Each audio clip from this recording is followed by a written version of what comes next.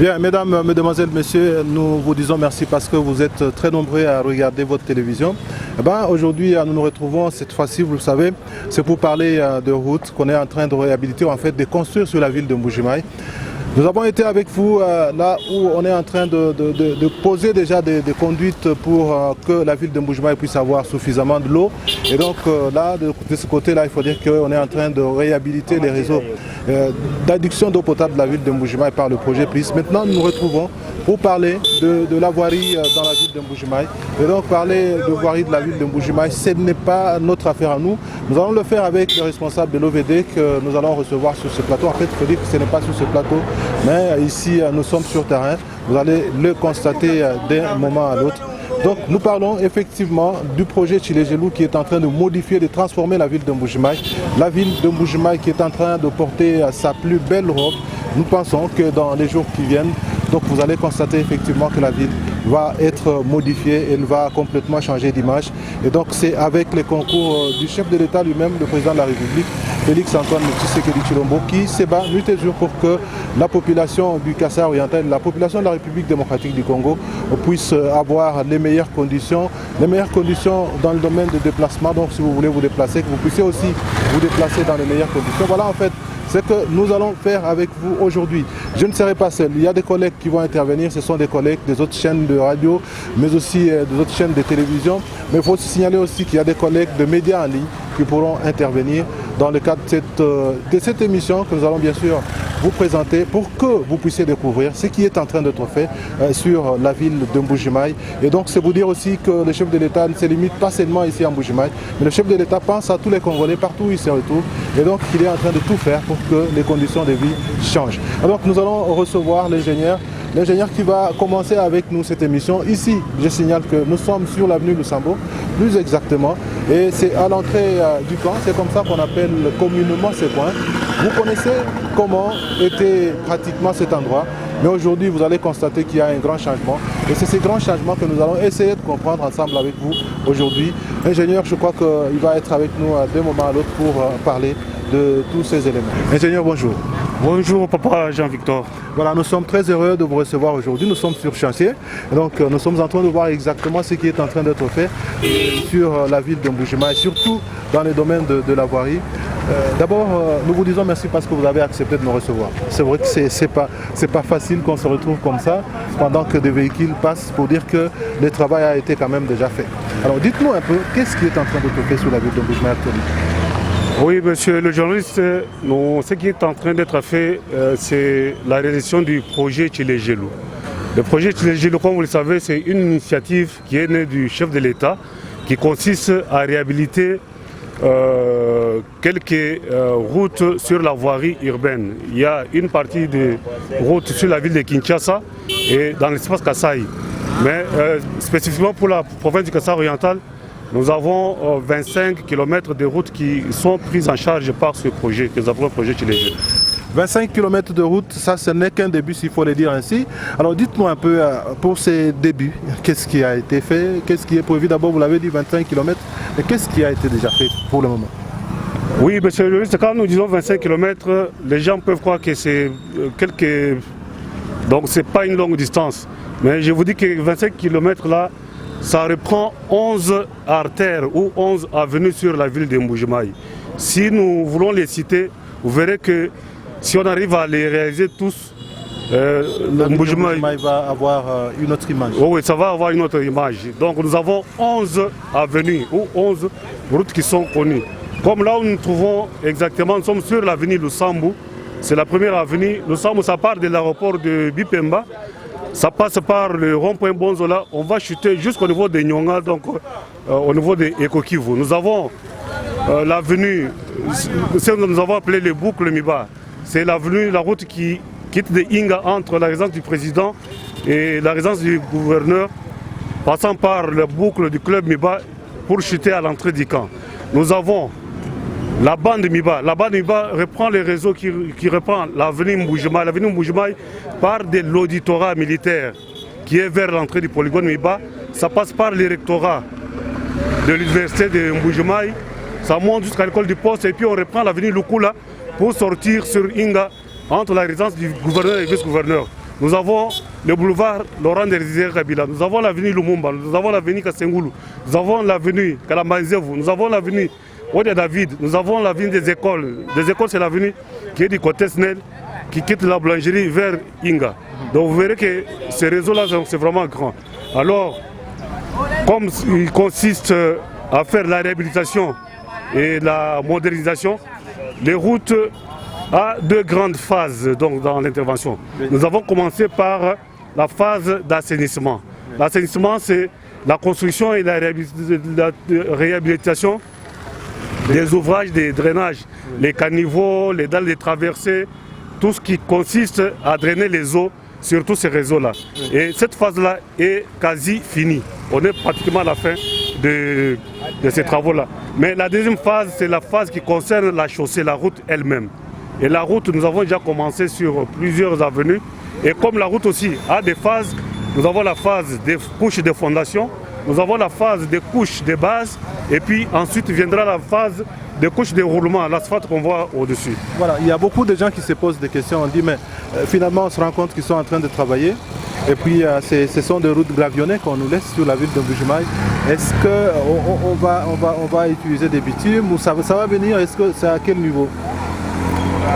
Oui, justement, les gens ont raison de s'inquiéter parce que c'est la première fois qu'ils voient un tel projet se réaliser sur la ville de Mbuji-Mayi. Que nos frères ou nos sœurs soient vraiment patients, qu'ils soient rassurés.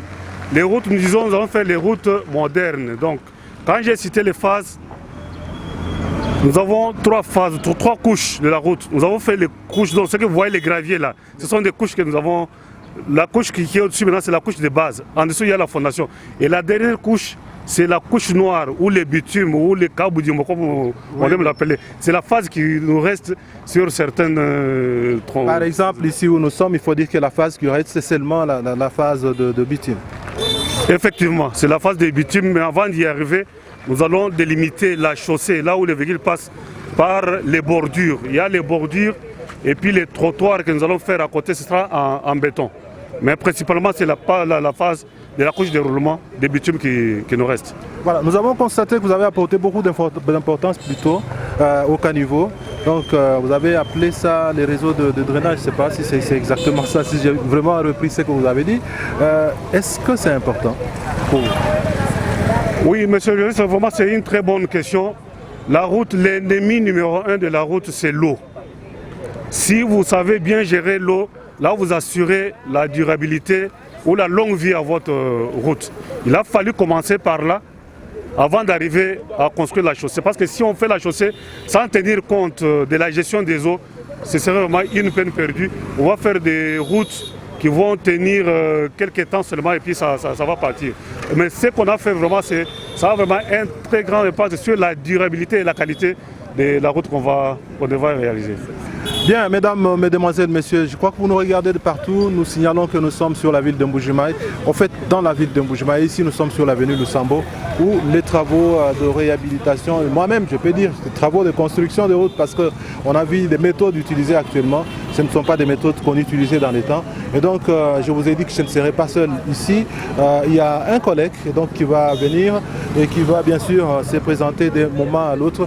Et avec lui, on va bien sûr commencer, on va continuer cette intervention. Je crois que c'est mon ami Kalsint. Bonjour Kalsint. Bonjour Jean-Victor. Voilà, donc très heureux de nous retrouver ensemble, je vais dire comme ça. Le plaisir est partagé. Le plaisir est partagé, ingénieur, bonjour. Bonjour, monsieur Jean-Marc. Ingénieur, j'ai envie de vous poser la première question en rapport avec ces travaux qui sont en train d'être effectués. C'est de savoir combien de routes aujourd'hui sont disposées à accepter ou à recevoir la dernière couche, ça veut dire la couche de roulement, pour finalement permettre à la population de voir l'asphalte dans la ville de Mbuji-Mayi. Mais ingénieur, vous avez la parole. Oui, merci beaucoup pour la question. Il y a plus ou moins 5 routes qui sont prêtes à recevoir cette asphalte. Nous avons, là où nous sommes sur l'avenue Lusambo. Sur l'avenue Lusambo, on a déjà fini, on attend que l'asphalte. Il y a l'avenue Cathédrale, où on a déjà aussi fini avec la couche de base, on attend l'asphalte. Il y a l'avenue Lumumba, on a déjà fini, on attend la couche, l'asphalte. Et puis il y a certains tronçons sur lesquels on n'avait pas prévu de refaire toutes les couches. On va seulement toucher la couche de l'asphalte, notamment l'avenue, le boulevard Laurent Désiré Kabila. Donc celle-là, on ne va pas toucher les couches inférieures. Oui. Là, on va seulement remplacer la couche supérieure. Et il y a aussi la boucle Miba. Là, on ne fait pas l'asphalte. Là, je crois, quand on va continuer le parcours, on verra là, on a déjà commencé la couche de roulement qui est en train d'être faite en béton. D'ailleurs, c'est à cela que je voulais en venir. Ingénieur, est-ce que le projet prévoyait l'utilisation de béton armé ou cela est arrivé au cours du déroulement de ces travaux? Oui, merci pour la question. En tout cas, le projet prévoit toutes les deux possibilités. Soit, parce que dans les routes, nous avons les chaussées rigides. Rigides, c'est ce qui se fait avec le béton armé. Il y a aussi les chaussées souples.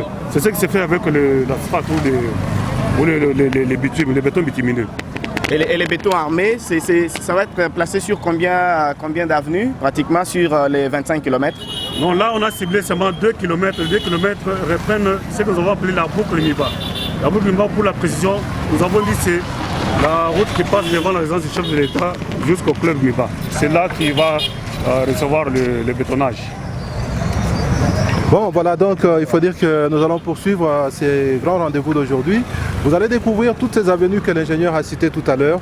Donc nous sommes là pour ça, Calcine, n'est-ce pas? Nous sommes là pour ça et nous allons tenter de savoir aussi ce qui reste à faire, surtout avec les autres avenues qui ne sont pas prêtes. À quel niveau elles sont déjà?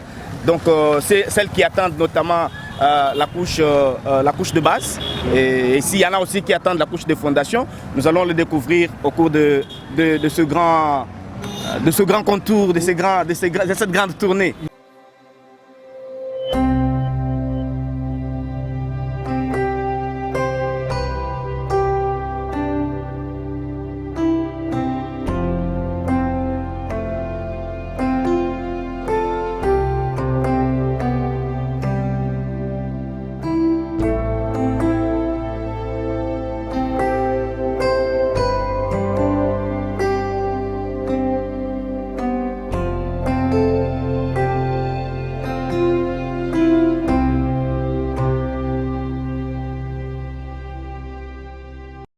Comme vous pouvez les constater, mesdames, mesdemoiselles, messieurs, nous continuons donc cette visite.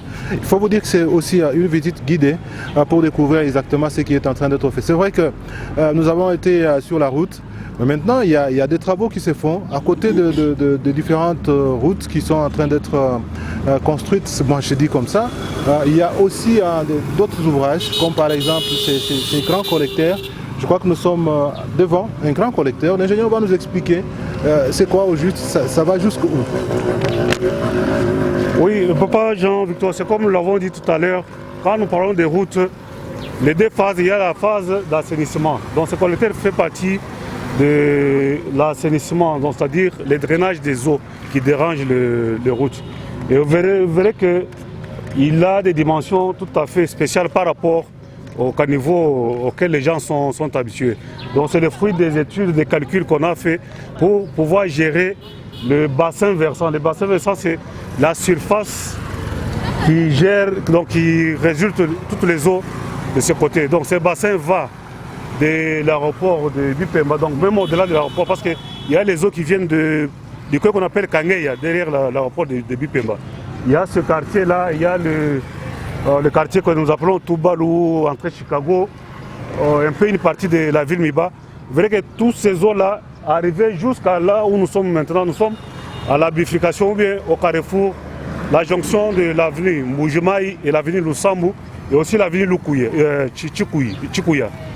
Et si vous avez bonne mémoire, il y a 2-3 mois, ce tronçon était totalement vraiment dégradé. C'est comme ça que nous avons étudié, nous avons trouvé qu'on fasse ces collecteurs pour récupérer toutes ces eaux-là, afin de les diriger vers l'exutoire qui est la rivière Canche. Donc si on veut bien comprendre ces grands collecteurs, à quelle taille? Parce que vous savez que apparemment c'est le plus grand collecteur de la ville, s'il faut le préciser. Ou bien il y en a d'autres? Il y en a, bon, je crois que c'est le plus grand. Le plus grand collecteur, voilà.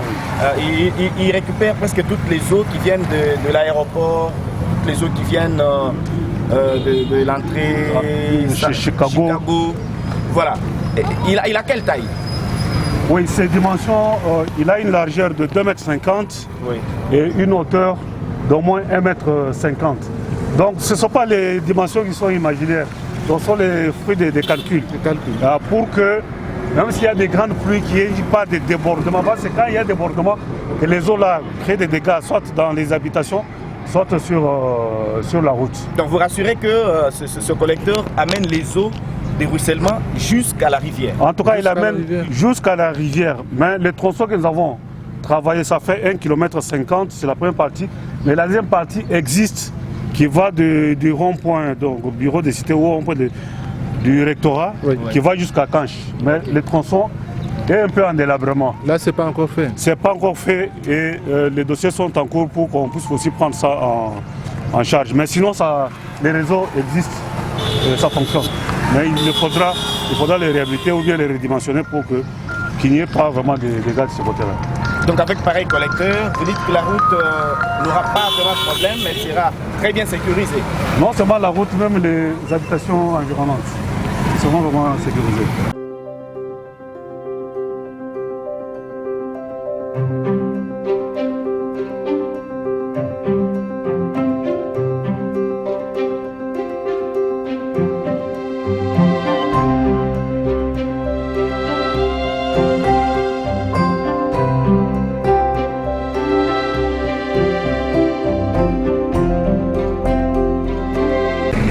Voilà, je crois qu'ici, vous allez certainement constater le vrai Tchilégelou. Et donc un travail impeccable, un travail de qualité. Comme vous pouvez le constater, c'est une route bétonnée. Donc une route bétonnée, et comme on le dit souvent que le chef de l'État, Félix Antoine Tshisekedi dit Chilombo, béton, béton. C'est ici que vous allez certainement constater que, en tout cas, c'est devant la résidence du chef de l'État lui-même. Et il faut vous dire que nous sommes sur l'avenue Lusambo, si je ne me trompe pas. Non, ce n'est pas Lusambo. On a dit que c'est l'avenue Lusambo. Donc il faut dire qu'ici, c'est un travail de qualité. Nous allons prendre l'ingénieur qui va nous expliquer pourquoi ce changement à un certain moment. Parce qu'ailleurs, on parle de bitume. Mais ici, on ne parle plus de bitume. On voit du ciment, on voit de béton. Et c'est pour autant dire que nous sommes devant la résidence temporaire du chef de l'État. Ingénieur, encore une fois de plus, merci. Parce que ici, nous constatons qu'il y a un grand changement. Et c'est de vrai Tchilégelou. Donc, vous confirmez que c'est la même entreprise qui travaille ici? Oui, effectivement, c'est la même entreprise. Il faut que les gens sachent que ça, c'est un peu l'échantillon, c'est l'image de ce que sera le réseau de 25 km que nous allons travailler pour le projet Tchilégelou. Donc, ce sera exactement comme ça. La seule différence sera que la grande partie sera en béton bituminé, en asphalte. Ici, on a fait le béton, mais le reste, c'est cette image qui va apparaître sur tous les 25 km qui seront réalisés. Au moins ici, on a entamé la couche de roulement, mais qui est en béton. Alors dites-nous un peu comment on a procédé. Ici, c'était une vieille route qui était en asphalte. On a fait ce que nous appelons les déblais ou l'excavation. On a enlevé les mauvais matériaux qui étaient dessus. On a compacté les fonds. Ensuite, on a posé cette couche en béton qui a une épaisseur de 20 cm. 20 cm, je crois que ça peut prendre beaucoup d'années. Oui, le béton en soi, une route en béton, pour commencer les premiers entretiens, s'il est fait dans de bonnes conditions comme nous le faisons maintenant, il faut compter 50 ans pour commencer à intervenir sur la réparation. Voilà, pour ceux qui doutaient, pour ceux qui ne pensaient pas que ça pouvait se réaliser, et surtout dans une province comme celle-ci, la province du Kassai oriental, longtemps négligée, longtemps oubliée, eh ben, vous pouvez vous dire maintenant que ça y est, ça va, ça marche.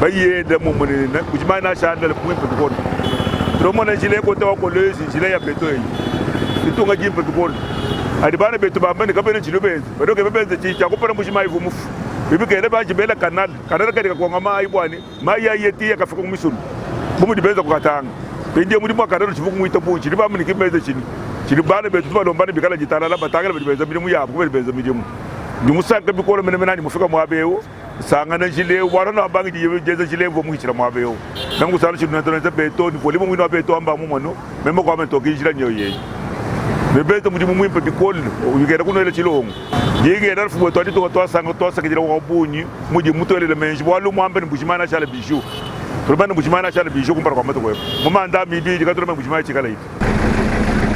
Merci de vous présenter. Bonjour, vous appelez comment? Bonjour, je réponds au nom de Madame Esther Masseroun Chabou. Ils ont bien fait, on l'apprécie. Je pense que notre province sera admise à cause de ce travail. Nous félicitons beaucoup le président de la République, le chef de l'État, M. Félix Tshisekedi. Nous les remercions beaucoup. Que Dieu l'assiste, que Dieu les protège, puisque je pense qu'à part ça, il fera beaucoup des histoires. Oui, je m'appelle l'ingénieur Edi Lumbala, je travaille à la MIBA. L'impression que nous avons, c'est la ville de Mbujima est en train de porter une nouvelle Europe. Et quand nous regardons la qualité des travaux exécutés, vraiment un travail de fond, un travail vraiment durable. Vraiment beaucoup d'encouragement, beaucoup de félicitations. Mbujima est resté longtemps sans cette image, mais dans peu de jours, avec ce que nous voyons, Mbujima va porter une autre robe. Qu'est-ce que vous dites à ceux qui pensent que les travaux ne sont pas exécutés du tout, ça marche, je ne sais pas moi comment? Bon, là c'est du braha. Là, c'est une distraction. Dina jani kalom buje manifester. Mujumu jumu kachuma jenze keu e mujumu tuji tusanga na bikol. Tusanga bijini muntu mina ujumu financer mujumu. Ba kuma na bana betu bajiba wenza. Jiba wenza abuka bijibim pa bikol ni kuma na mujumu na ndoyo lokasi. Bela ko to akasari. Ji ba kwambila fuma yitu njani. Twan tumwela to sakajela kumpala kwa nkumambila menji ngatu jina ba moi mwim po jumu het wakwanyi bangi shimiji moi mukasai mwetemu bamila bijibana betu bajibenza mujumu tubela bitu asaka jila tubalo mbela zambi abaisha makanda pamona makwenza mujumu yokuya nauti ni kundekeli malu kunye watu tubenga mijumu yanze kanungu umona ifika mukachikachi mijumu yimana mtuya nangwa mu bijibi de krashaka binansha bantu ku mukachi ma ku soutenir mujumu yanungu mutu yituita pandemo mtuya nangwa bibianza bibi tulomba kabiji ya kujifumu wetu Felix Chilombo bwani atuma makuta pamona makwenza njilewa yeti ni kwa nteje kama kana jiwa kuleja vila wetu vila mwimpa dikoli.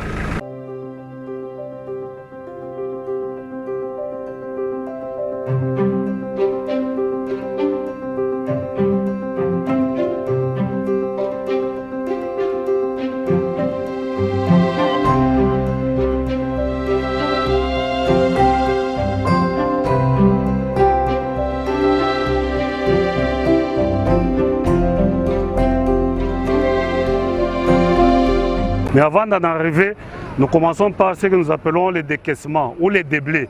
Donc on enlève les mauvaises terres ou les mauvais matériaux qui existent pour avoir le fond des coffres. Donc là où on va poser la fondation. Et quand on a cette surface-là, on la traite, on la compacte. Et avant de procéder à l'étape suivante, c'est-à-dire la pose de la couche de fondation, on utilise les laboratoires qui font les analyses qui vont nous permettre de savoir si la couche est prête pour recevoir la couche de fondation. Donc à ce niveau, nous sommes d'abord en train de faire l'excavation, donc les déblais. Après les déblais, on nivelle la surface de fond et on compacte, ce qu'on appelle le fond de coffre, avant de procéder à la pose de la couche de fondation. On a posé la couche de fondation, je crois avec le projet de 2011, avec CGCD. La couche de fondation en place, elle est bonne. Là, il ne nous reste que la remuer un peu, la corriger, poser la couche de base avant de passer à la couche de base. Après cette route, quelle est la prochaine étape? Après cette route, il y a l'avenue des écoles, sur laquelle on n'a pas encore recommencé les activités. Et il y a aussi l'avenue Kalamaïzev, dont l'assainissement existe déjà, mais il faut traiter la chaussée. Donc je crois que ce sont les grandes routes qui restent. Le chef de l'État a initié comme étant le projet Tchilejelu. C'est pour ça que nous estimons que le projet Tchilejelu concerne seulement la voirie urbaine. Tchilejelu ne fait pas les bâtiments, Tchilejelu ne fait pas les hôpitaux. Et avec l'explication que je vais vous donner, vous comprendrez que l'entreprise engage ses moyens et ce n'est qu'après vérification, après certification de ce que l'entreprise a déboursé, que l'entreprise peut introduire la facture pour être payée. Donc dans les circuits, l'argent ne passe ni par les mains des autorités politiques, ni par la direction de l'OVD. C'est directement de la banque à l'entreprise, mais moyennant la certification des travaux qui sont déjà faits. Donc l'entreprise travaille, met ses moyens en œuvre et puis se fait rembourser par après. Donc il n'y a pas, donc c'était des fausses rumeurs. C'est pour ça que vous voyez que les travaux se font calmement. Il n'y a pas vraiment d'inquiétude ni du côté des contrôleurs ni du côté de l'entreprise. Il n'y a pas vraiment à s'inquiéter. Voilà, c'est de cette manière, mesdames, mesdemoiselles, messieurs, que nous terminons donc cette intervention d'aujourd'hui. Vous avez constaté que le travail avance bien et que les activités sont bien menées ici par l'entreprise chinoise Grec 7 et que ceux qui ont le devoir de pouvoir contrôler sont en train de faire leur travail. Nous espérons donc que ça va produire de bons résultats.